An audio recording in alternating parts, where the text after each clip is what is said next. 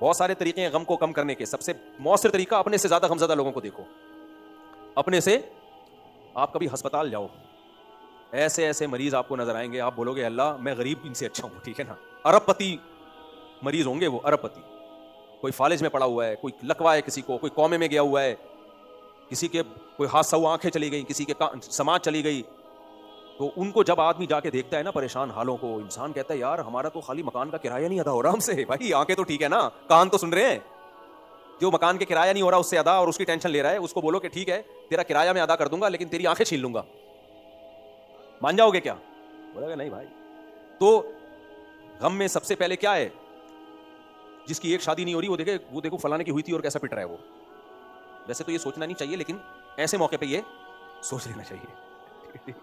जब नहीं हो रही तो क्या करे आदमी। खैर, तो सबसे पहला क्या देखना है कि मुझसे भी ज्यादा गमज़दा है। एक साहब के 3 बच्चे मार्केट से शार्ट हो गए, उनकी बीवी लेके भाग गई। परसों एक केस आया मेरे पास, यार अदालतों को अल्लाह हिदायत दे, असेंबली में जो लोग बैठे हुए हैं अल्लाह उनसे पूछेगा, इस्लामी नजराती कौंसिल से भी अल्लाह पूछेगा हो क्या रहा है। मैं बताऊं ना, अदालतों में आदमियों पे बड़ा जुल्म हो रहा है, जो शोहर है ना बड़ा जुल्म हो रहा है, खुदा की कसम बहुत जुल्म हो रहा है। खवातीन के हुकूक की आवाज उठानी चाहिए, उठाने वाले हैं, मर्दों के हुकूक पे कोई आवाज ही नहीं उठा रहा। अब एक आदमी ने, उसकी बीवी इस शख्स की ना माँ की कभी खिदमत की ना बाप की, घर में ज्वाइंट फैमिली में रहने, चाय तक नहीं पिलाती थी, पानी तक नहीं, ये बर्दाश्त कर रहा था कि नहीं छोड़ना नहीं है, वफा करो यार, बस नहीं कर रही। और इसी में 5 बच्चे पैदा हो गए 10 साल में, 10 साल या 12 साल में, बर्दाश्त करता रहा उसकी बदअखलाकी। अब क्या हुआ है, वो बदअखलाक औरत शेर हो गई और इसकी माँ को गाली दी उसने। इसको गुस्सा आया कि यार अब ये कुछ जरूरत से तुम खिदमत धेले की नहीं करती, अब तुम गाली दे रही हो माँ को। इसने लगा दिया एक थप्पड़। थप्पड़ का निशान था, खातून ने फौरन वकील किया, FIR कटवाई कि शौहर ने मुझे मारा है। सारे महल्ले की हमदर्दियां किसके साथ, यार मारता है तो जालिम आदमी है, बीवी को मारता है, जंगली है, चंगेज खान की औलाद है, ये सोसाइटी में हो रहा है। और खुला का केस फाइल कर दिया, अदालतें बैठी हुई हैं, इंजीनियर अली मिर्जा भी बैठा हुआ है, खुला की डिग्रियां। क्योंकि जब गांव में जो नाई होता है ना उसको लोग सर्जन समझते हैं, गांव वालों ने कभी सर्जन देखा नहीं होता ना, उन बेचारों ने तो खतने करने वाला तो देखा होता है, तो उसको वो सर्जन समझते हैं। तो जिनके पास इल्म नहीं होता ना, तो इंजीनियर साहब को मुफ्ती और बुजुर्ग और मुहक्किक समझते हैं, खुद क्योंकि इल्म से फारिग हैं।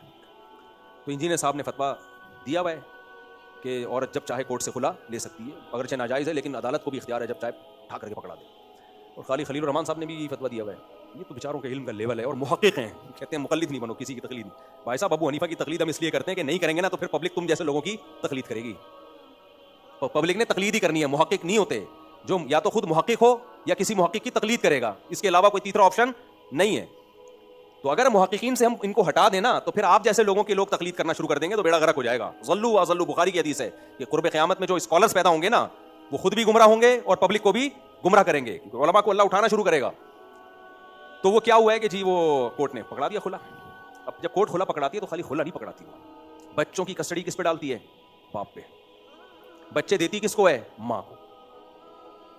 अब वो बेचारे की 50,000 आमदन और उस पे जो 5 बच्चों का खर्चा आया है वो भी 48 या 49,000, कितना खर्चा आया। और उसके अलावा जो मार पीट के उसने केस बनाए और वो अदालतों में पागल हो गया बेचारा ना। तो मेरे पास आया था फतवा लेने के लिए कि क्या इस औरत का कत्ल करना जायज़ है। यार मैं, और ये बहुत से लोग मुझसे पूछने आ चुके हैं, एक वाकया नहीं है कि मैं अजाब में आ गया हूं यार, मेरे बच्चे भी गए, बीवी भी गई, जिसको मैंने 20 साल बर्दाश्त किया, 15 साल बर्दाश्त किया, वो भी गई, बच्चे भी गए, और अदालतों में, और अदालत ने कहा कि अगर नहीं दिया तो जेल है। फिर कह रहे जेल में सड़ने बैठ जाऊंगा मैं।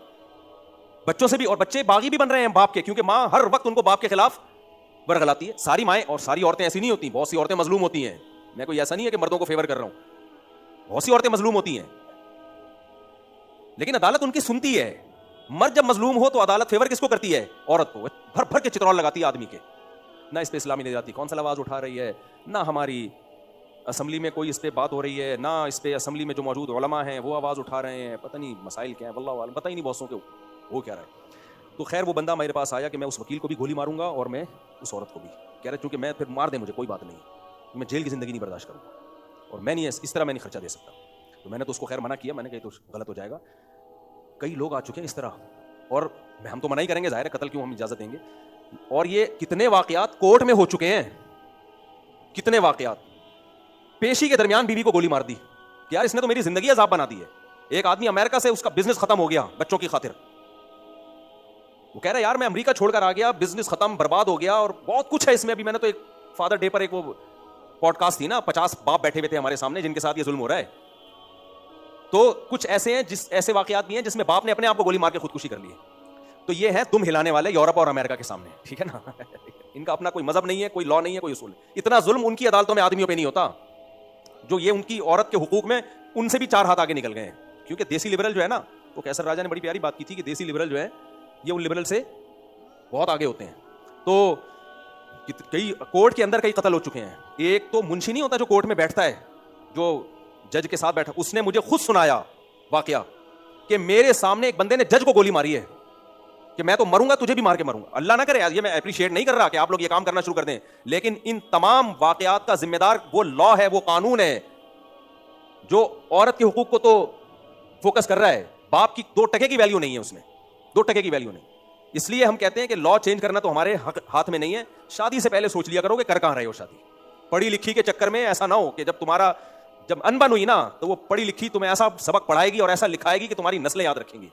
तो मैं 2 और 2 4 की तरह इसका कायल हूं कि गांव की, देहात की घरेलू लड़कियों से शादी किया करो। पढ़ी लिखी लड़कियों को टीचर बना के उनसे पढ़ लिया करो। आप ट्यूशन सेंटर खोल लो। आप कोई अच्छी लेडी डॉक्टर है, इलाज कराओ। हमें भी अगर पता चलता है वो मेल डॉक्टर है, वो फीमेल डॉक्टर है, लेकिन फीमेल उस मेल से ज्यादा माहिर है, तो हम फीमेल के पास चले जाते हैं। अब इलाज कराना है हमने, तो इलाज अगर वो मेल के पास जाके गलत टीका लगा दे तो उससे बेहतर नहीं फीमेल के पास चलो। शरीयत ने इजाजत दी है, मजबूरी में जा सकते हो आप। अपने बच्चों को हमने बोला भाई घर में घरेलू लड़की आएगी, पर्देदार आएगी, घरदारी वाली लड़की आएगी। और मेरे पास बहुत सारे केस, मैं नहीं कह रहा सारी पढ़ी लिखी ऐसी होती है, बहुत सी पढ़ी लिखी निभाती हैं, उनके शौहर जालिम है। वास्तव में तो शौहर जालिम जुल्म है, ये 2 तरफा मामला है, एक तरफा नहीं है। लेकिन फिर भी शौहर जुल्म कर रहा हो तो उसमें तो कोर्ट का रास्ता औरत फेवर करेगी, लेकिन औरत जुल्म कर रही है तो कोर्ट मर्द का साथ नहीं देती। ये कहना चाह रहा हूं मैं। बाकी जुल्म औरतों पे भी होता है और बहुत सी पढ़ी लिखी औरतें घरेलू से ज्यादा अच्छी साबित हो जाती हैं। लेकिन हम तो असबाब के मुकल्लफ है मेरे भाई। इसलिए जब निकाह करने का सोचो तो दीनदारी सबसे पहले देखो। एजुकेटेड भी हो, अच्छी बात है, लेकिन फोकस किसको करना है? दीन को। कि वो जब झगड़ा होगा तो अदालत को नहीं बल्कि अल्लाह उसके रसूल से फैसला करवाएगी। वो किससे फैसला करवाएगी? इतना दीन उसके अंदर होना चाहिए कि भाई शरीयत क्या कहती है मुझे इस बारे में। अगर वो शरीयत को उसने एक तरफ रख दिया है, भाई साहब वो तुम्हें डिप्रेशन देने के अलावा कुछ भी हासिल, वो तुम्हें नचोड़ लेगी, उसके बाद टाटा करके निकल लेगी। अब वहाँ यही हो रहा है, समझ रहे हो? तो फिर मैं, एक साहब थे वो डिफेंस के हैं, अब तो किसी को क्या पता किसका किस्सा हो रहा है, गिबत नहीं होगी। वो बहुत अरबपति आदमी है ना, शादी भी उन्होंने बड़े ऊंचे खानदान में की उस खातून ने जो बेचारे की बजा के रखी है। फिर तो वो पागल हो गया, वो अलहदगी के बाद बच्चे ले गई, और इसमें ब्रिगेडियर कर्नल भी हो तो भी वो कुछ भी नहीं कर सकता। यानी को आर्मी का भी बहुत बड़ा ऑफिसर हो, वो भी रुल रहा होगा रोड पे, सही है ना? इतना सख्त कोर्ट उसको, इल्ला ये कि वो डंडा ही उसके हाथ में, वो जज ही उसका बिठाया हुआ, तो वो फिर एक अलग बात है। जज ही खरीदा हुआ, वो बहुत करोड़ों रुपए देके खरीद लिया, वो एक अलग बात है। नॉर्मली ऐसा होता नहीं है। कल भी मेरे पास एक केस आया तो वो कहने लगे यार मेरी बीवी बच्चे लेके चली गई है, यूँ होगी है, मुझे बच्चे नहीं मिलते, मैं यहाँ, मैंने कहा नहीं मिलेंगे, भूल जाओ उसको। कह रहे नहीं, असल में एक्चुअली लॉ ये कहता है, मुझे समझा रहे हैं ना, एक्चुअली लॉ ये कहता है कि बच्चा जब 8 साल का हो जाए ना, 7 साल का हो जाए लड़का, तो वो बाप को मिलेगा, और जब लड़की 9 साल की हो जाएगी तो वो बाप को मिलेगी, इससे पहले माँ के पास रहेगी। मैंने कहा तेरे बाप को भी नहीं मिलेगा। कह रहे लॉ ये नहीं कहता। मैंने कहा लॉ कहे या नहीं कहे, मिलेगा नहीं। खाम खामे जाके ना कानून की किताबें पढ़ के, मैंने कहा अपना टाइम जाया मत कर। वो कानून की किताबें पढ़ के मुझे रेफरेंस भेज, देखो इसमें लिखा हुआ है, लिखा हुआ बहुत कुछ है, प्रैक्टिकल कुछ भी नहीं है। प्रैक्टिकली यही होता है कि आप औरत का जानी होना भी साबित कर दो, फाहिशा होना भी साबित कर दो। आप ये साबित कर दो ये नाइट क्लब में जाके नाचती है, आप ये साबित कर दो मेरी बच्चियों को चर्च पिला रही है, फिर भी नहीं मिलेंगे। हाँ, डंडा आपका मजबूत हो, अरबपति हो, जज को खरीद लो, रिश्वत देके कुछ करके, फिर एक अलग बात है, वरना आपकी जिंदगी बर्बाद हो जाएगी। तो मेरे पास जब ऐसे केस आते हैं, मैं कहता हूं अब क्या करना है, मट्टी पाओ, अब नहीं मिलते बच्चे। बड़े होके गैरत होगी तो आ जाएंगे, बेगैरत होंगे तो नहीं आएंगे बस। तो मैंने कहा दोबारा से शादियां शुरू कर दें। कहते हैं एक तजर्बा हो गया। मैंने कहा भाई शादी के बगैर तो नहीं गुजारा हो सकता। अब औलाद चली गई तो अब उसका ऑल्टरनेटिव ये कि दोबारा से औलाद पैदा करो, एक और दफा ट्राई मारो। क्योंकि ये तो नेचुरल है ना भाई, फितरत का तो कोई मुतबादिल है नहीं। तो सारी औरतें थोड़ी खराब होती हैं, बहुत सी घर बसाने वाली भी होती हैं। इतने लोग बैठे हुए हैं, इनकी सबकी बीवियां घर बसा के ही बैठी हुई है ना, सबकी थोड़ी चली गई। एक आध कोई होगा जो बेचारा रो रहा होगा, तो आ जाए अकेले में उसके आंसू पोंछ दूंगा मैं। तो नॉर्मल तो अल्लाह का शुक्र है हमारी खवातीन में मेजॉरिटी में घर बसाने का उनसर गालिब है, वफा करती हैं। शौहर बाज़ दफ़ा ज़्यादतियाँ भी कर दे तो बर्दाश्त कर लेती हैं। ये मशरिकी खवातीन, चाहे वो पढ़ी लिखी हों, यूनिवर्सिटी के लेक्चरार हों, अभी खैर गालिब है। लेकिन अल्लाह की कसम हमारा मीडिया, हमारी यूनिवर्सिटियाँ उस खैर को ख़त्म करने पे पूरे वसाइल और जोर लगा दिया इन्होंने कि ये खैर ख़त्म हो, हमारा फैमिली सिस्टम टूटे, हम गधे घोड़ों की तरह जो है ना ज़िंदगी गुजारें जैसे गैर मुस्लिम गुजार रहे हैं। आप टिकटॉक पे हर दूसरा आप देखो मोटिवेशनल स्पीकर खवातीन को बगावत पे उकसा रहा होगा, ड्रामे बगावत पे उकसा रहे हैं, फिल्में बगावत पे उकसा रहे हैं। तो नतीजा क्या होगा? बिल आखिर जब ये ज्यादा होगा तो नुकसान औरत का ही होना है। मर्द बोलेंगे जाओ हमने करनी नहीं शादी, गर्लफ्रेंड बनाओ, इस्तेमाल करो और ये टिश्यू पेपर की तरह औरतें यूज होंगी। तो अभी खवातीन में भी खैर गालिब है, घर बसाने वाली ज्यादा है, तोड़ने वाली कम है। लेकिन मीडिया की कोशिश है और अदालतों की पूरी कोशिश है कि ये जो घर बसा रही है ना, इनको बोलो कि गलत कर रही हो, तोड़ो घर। तो इसलिए अपने कल्चर को मैं तभी इस पे बहुत ज्यादा चीखता हूँ, इसको बचाने की कोशिश करो। बच्चियों को तालीम हम भी दिला रहे हैं, आप भी दिलाओ, हम तालीम के खिलाफ नहीं है, लेकिन उनको घरदारी भी सिखाओ। उनको बताओ कि डोली आई है तो खटोली निकलेगी, समझ रहे हो ना, जैसे पहले सिखाया जाता था। ये शौहर है, ये तुम्हारा बॉयफ्रेंड, बोलो नहीं है, और उसको अलग से समझा दो, हाथ नहीं उठाना। ये बेटी है, अपनी बेटी को बता दो बेटी है, ये हमने कोई मासी या बांधी नहीं है, अलग से समझा दो उसको।